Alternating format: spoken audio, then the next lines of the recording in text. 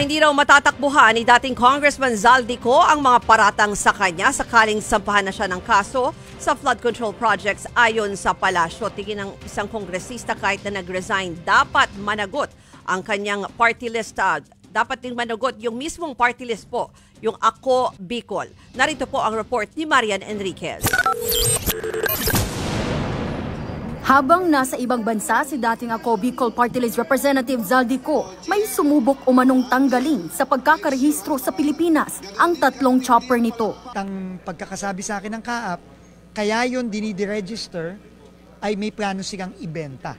Dahil hindi mo maibebenta at hindi maibibili, mabibili nung gustong bumili nun, kung hindi i-register sa Pilipinas. Pero napigilan ang planong yan. Inutos na raw ng kaap na hindi pwedeng ma-i-register ang lahat ng air assets ni Ko. Pero may plano pa nga bang umuwi si Ko matapos magbitiw bilang kongresista? Sabi niya in due time, he will return and answer all the allegations. Remember, there are no pending cases yet. Those are just accusations.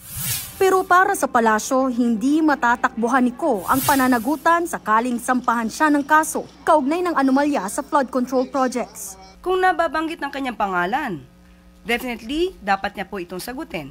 Dahil kung hindi niya po ito masasagot at iiwasan niya, lalabas lamang po siyang guilty.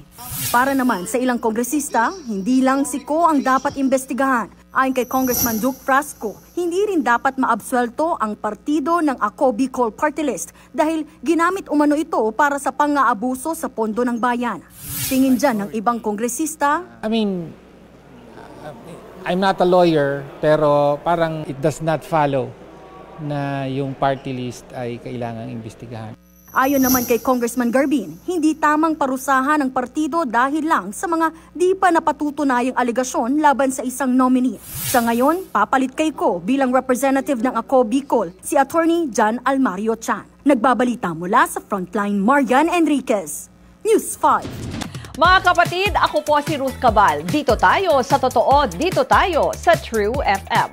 Mag-follow at mag-subscribe din po kayo sa aming social media accounts at True Network PH. Diyan po yan sa aming X na dating Twitter, sa FB, sa Instagram, sa YouTube, sa TikTok at sa mga podcast. At syempre, tutok din po kayo sa Signal True TV Channel 19.